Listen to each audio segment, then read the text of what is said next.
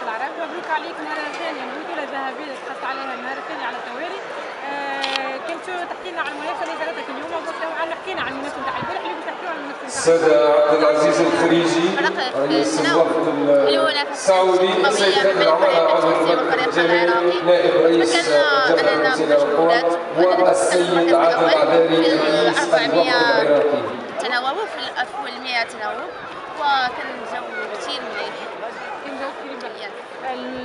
نشوفوا توا المغرب تونا في المرتبة الأولى من الاختتام اليوم. إذا قبل التتويج في ربط التدافع 400 متر رجال. مر 12 ميدالية. ويتوج في ربط الفائزة السيد عبد العزيز الخريجي رئيس الوفد السعودي، خالد عمارة نائب رئيس جبهة المسيرة والقوات، وعادل العذاري رئيس الوفد العراقي.